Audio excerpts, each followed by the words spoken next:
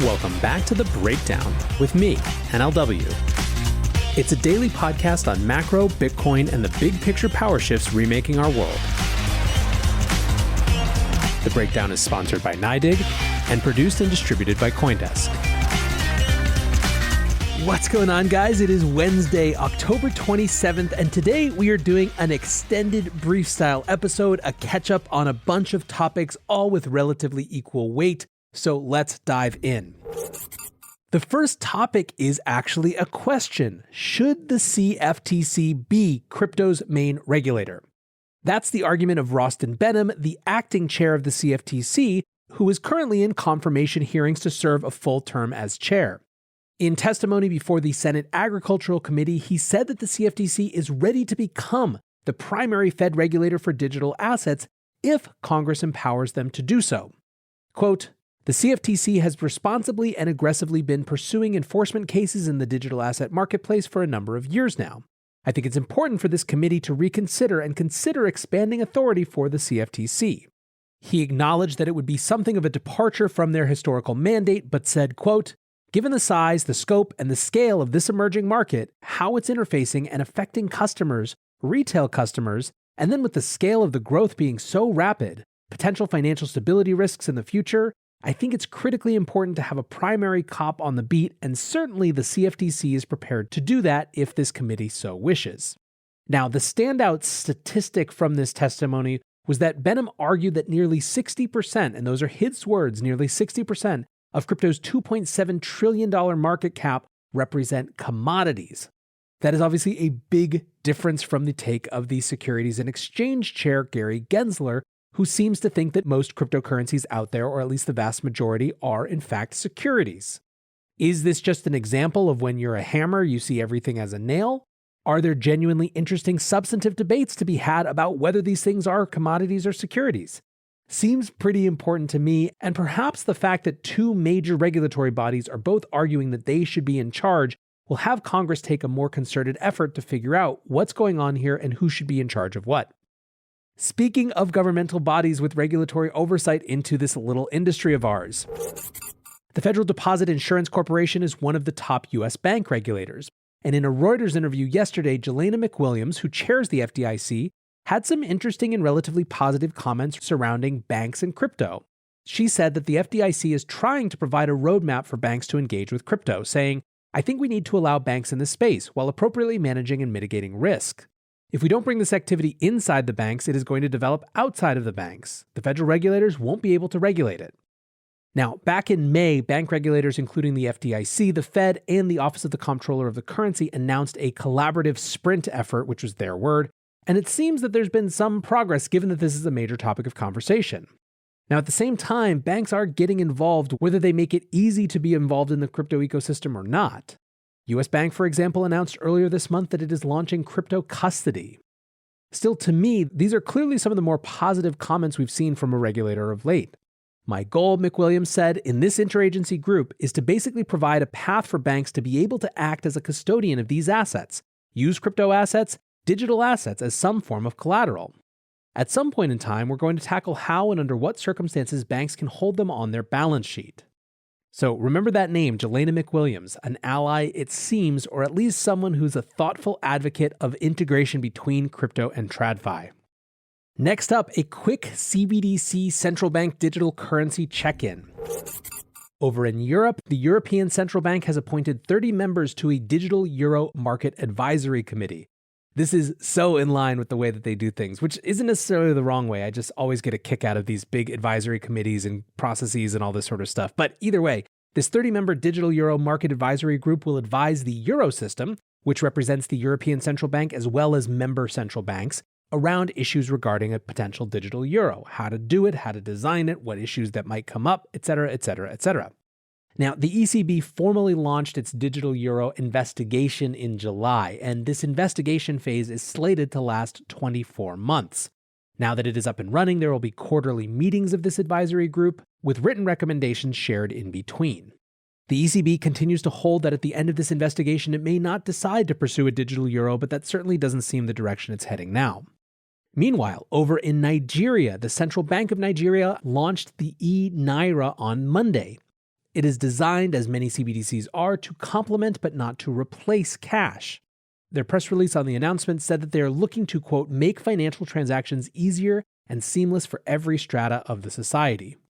Now, Nigeria has been concerned for a while about the growth of cryptocurrencies domestically, and so this may be trying to do an end run around them by providing some of the same functionalities, but through a government-mediated tool.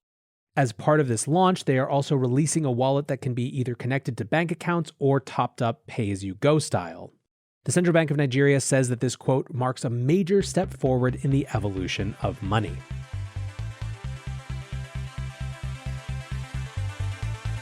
NYDIG, which is the sponsor of this podcast, is at Money 2020 this week. So if you're in the banking industry and you're thinking about offering Bitcoin to your customers, bring your questions over to the NYDIG booth.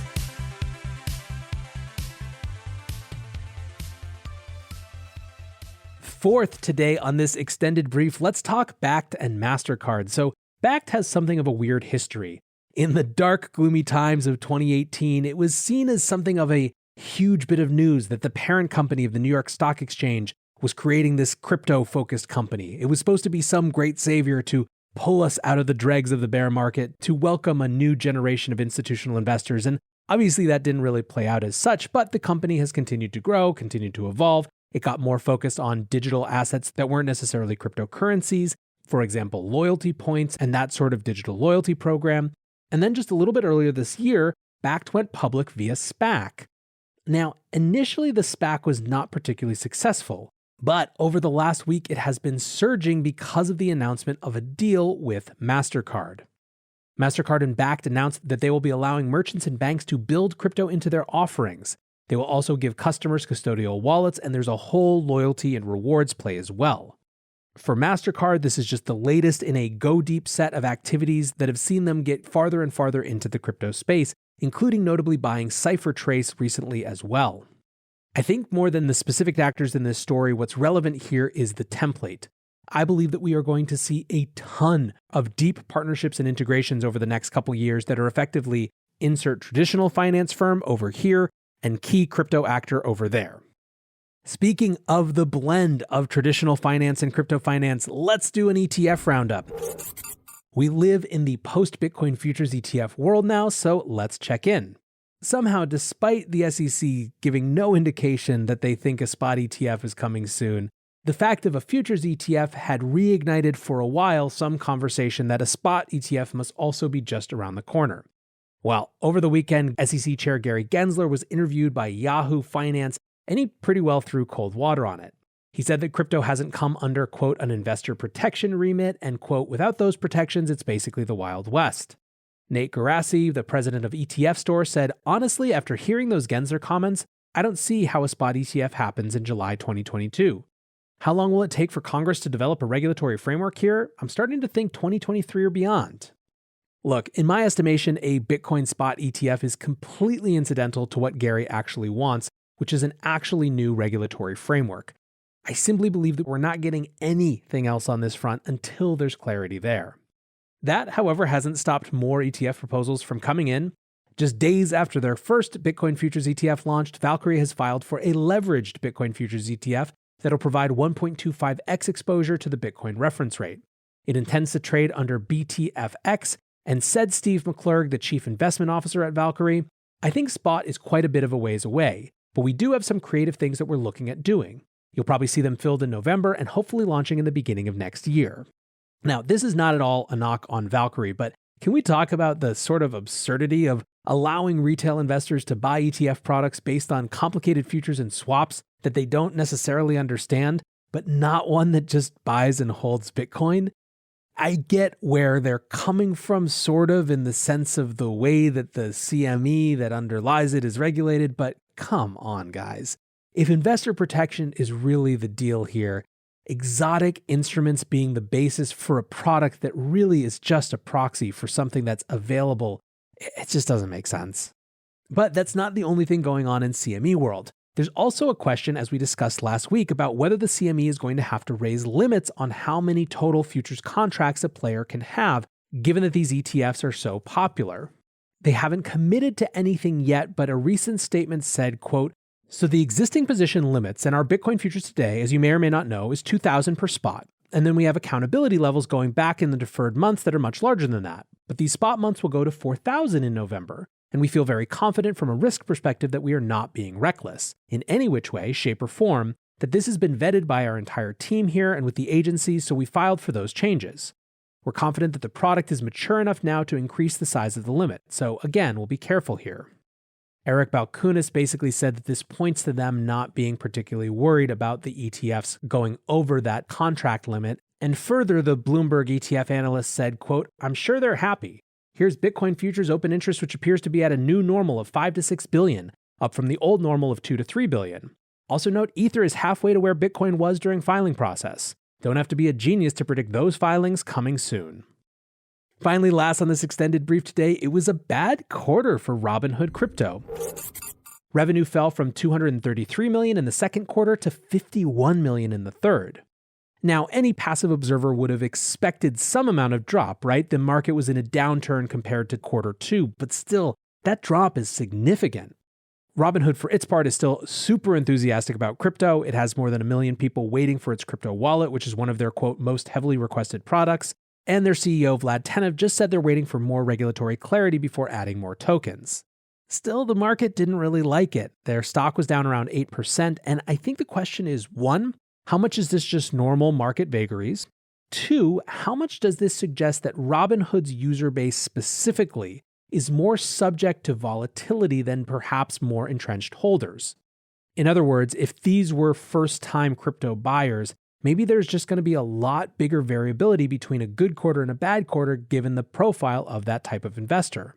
But then again, it also could be specifically a question around how much Robinhood's activity was driven by Dogecoin. There was a ton of focus on Dogecoin in quarter two, and much less so, obviously, in quarter three. Is Robinhood just the arch meme app? And if so, does that mean they have to list things like sheep to keep up? I guess we'll get our next insight into that question on their next earnings call. But for now, guys, I appreciate you listening. I hope you're having a great week. And until tomorrow, be safe and take care of each other. Peace.